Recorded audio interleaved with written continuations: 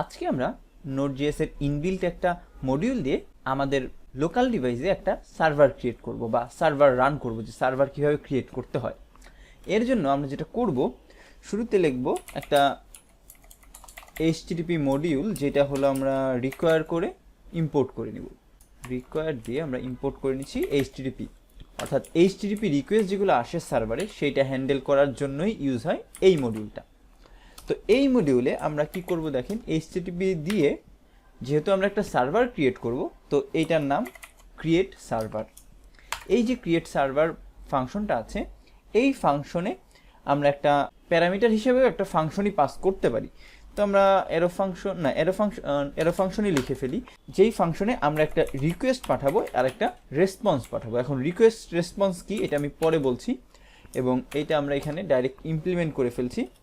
এবং এখানে আমরা রেসপন্সে লিখছি রাইট, এবং রাইটের ভিতরে যদি যে কোনো মেসেজ দেখলাম না, আমরা লিখি হ্যালো ওয়ার্ল্ড।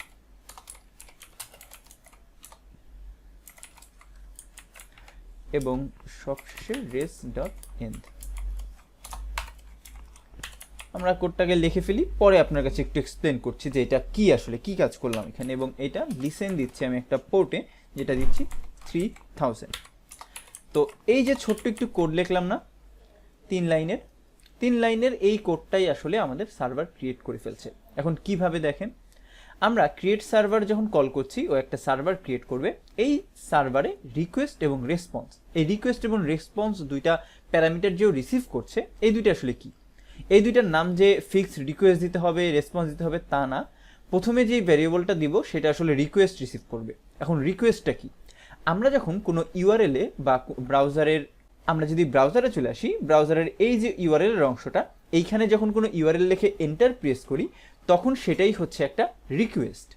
এই রিকোয়েস্টটা আসলে রিসিভ করে আমাদের এই ভ্যারিয়েবলটা, এবং এই রিকোয়েস্টটা যখন ও রিসিভ করে, তারপরে আমরা যদি কিছু দেখতে পাই, বা আপনি যদি সিম্পলি চিন্তা করেন, আমি যখন এখানে কোনো ইউআরএল লেখার পরে আমাকে ও কি দেয়, একটা ভিউ দেয়, একটা নতুন একটা ওয়েবসাইট দেখতে দেয়, তাই না? সেটাই হচ্ছে আসলে রেসপন্স। তার মানে রিকোয়েস্ট হচ্ছে আমি যেটা করব বা আমি যেটা সেন্ড করব ব্রাউজারে বা আমার সার্ভারে, সেটা হচ্ছে রিকোয়েস্ট, এবং আমার সার্ভার ওই রিকোয়েস্টটা অ্যানালাইজ করে আমাকে যেই ডাটাটা বা যেই রেসপন্স করবে, সেটাই হচ্ছে রেসপন্স। তো আমরা রিকোয়েস্ট এবং রেসপন্স এই দুইটা এখানে নিয়ে নিলাম। তো রিকোয়েস্টটা যেহেতু রিসিভ হয়ে গেছে, আমরা কি করব, রেসপন্সে জাস্ট রাইট করে দিচ্ছি, রেসপন্স ডট রাইট দিয়ে নর্মাল একটা প্লেন টেক্সট আমরা লিখে ফেলবো। এবং পরিশেষে অবশ্যই আমাদের রেসপন্সটা এন্ড করতে হবে, নাহলে কিন্তু এটা এন্ড হবে না, এটা ইরর দিবে, বা ইরর এখানে এরকম থ্রো করবে না, বাট এই রেসপন্সটা আসলে অবশ্যই বন্ধ করতে হবে, এটা একটা কাইন্ড অফ রুলসের মতো। এবং পরিশেষে আমরা একটা লিসেন, একটা পোর্ট নাম্বার দিচ্ছি। এই লিসেন পোর্ট নাম্বার হচ্ছে, আমরা তো যে কোনো পোর্টেই এই সার্ভারটা রান করতে পারি না, আমাদের পিসিতে অনেক পোর্ট আছে, বাট আমরা ডেডিকেটেড কিছু পোর্টই ইউজ করি, যার ভিতরে কমন একটা পোর্ট হচ্ছে 3000। এই 3000টা বেশিরভাগ সময় ফাঁকা থাকে, যার জন্য আমরা যে কোনো ডেভেলপমেন্টের কাজে 3000 ইউজ করি, 8080 ইউজ করি। আপনার যেটা ভালো লাগে আপনি ইউজ করতে পারবেন।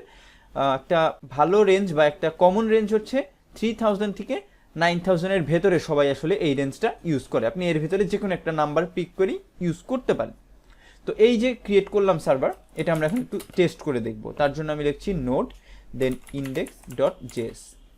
এটা দেওয়ার সাথে সাথে দেখেন আমাদের কিন্তু টার্মিনালটা আর আসে নাই, বা এই যে আমরা নর্মাল একটা কোড লিখলে এইটা হেড করার পরেই আমাদের কিন্তু আবার এই যে উপরের এই ফোল্ডারের লোকেশন, এটা কিন্তু আবার দেখাইতো, তাই না? বাট এখন দেখাচ্ছে না। কারণ কি? কারণ এটা একটা সার্ভার রানিং আছে। এটা কিন্তু যতক্ষণ আমি বন্ধ করব, এটা আর বন্ধ হবে না। এটা আমরা এখন এইটা দেখার জন্য চলে যাব ব্রাউজারে, এবং এইখানে আমরা লিখব লোকাল হোস্ট।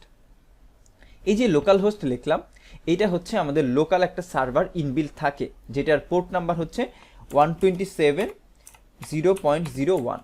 এই যে 0.01, এই যে এইটা হচ্ছে আসলে একটা ডিফল্ট আমাদের আইপি অ্যাড্রেস লোকাল ডিভাইসের। প্রত্যেক ডিভাইসেই এইটা হচ্ছে ডিফল্ট একটা আইপি অ্যাড্রেস। এই আইপি অ্যাড্রেসটা হলো এখানে দেওয়া লাগে, এবং তারপরে সেই আইপি অ্যাড্রেসের কোন পোর্ট নাম্বার আমরা ডিফাইন করেছিলাম কোডে, সেটা হচ্ছে 3000, সেটাই আমরা এখানে লিখে দিলাম। এবং যখনই এটা লেখার পরে এন্টার দিব, দেখেন হ্যালো ওয়ার্ল্ড, অর্থাৎ আমাদের সার্ভার কিন্তু সিম্পলি ক্রিয়েট হয়ে গিয়েছে। এবং এখনও যদি কোডের এখানে আসি, এটা কিন্তু অফ হয় নাই, কারণ একটা সার্ভার যখন ক্রিয়েট করব আমরা যদি ম্যানুয়ালি অফ না করি এটা আর অফই হবে না। এটা যদি কোনো ইররের সম্মুখীন হয় তখনই অফ হবে, তাছাড়া এটা অল টাইম রানিং থাকবে। তো অফ করার জন্য সিম্পলি আমি কন্ট্রোল এবং সি প্রেস করছি, তাহলেই সার্ভারটা অফ হয়ে গেল। এবং আমি যদি আবার ব্রাউজারে যে এখানে রিফ্রেশ দিই এবং একটু ওয়েট করলেই দেখবেন যে এইটায় আর অ্যাক্সেস করা যাচ্ছে না, কারণ এই সার্ভারটা রানিং নেই। তো এইটাই হচ্ছে বেসিক্যালি আমাদের একটা নোডের সার্ভার ক্রিয়েট করা। এইখানে আমরা আরও সুন্দরভাবে সার্ভার ক্রিয়েট করতে পারতাম, হয়তো HTML ফাইল রেন্ডার করতে পারতাম, বাট আমাদের মূল লক্ষ্য সেটা না। মূল লক্ষ্য ছিল যে রিকোয়েস্টটা বোঝা, রেসপন্স বোঝা এবং একটা HTTP সার্ভার কীভাবে ক্রিয়েট করতে হয়, কীভাবে পোর্ট ডিফাইন করতে হয় সেটা বুঝা। তো আশা করি আপনারা সেটা বুঝতে পেরেছেন। আজকের ভিডিও এ পর্যন্তই, সবাইকে ধন্যবাদ।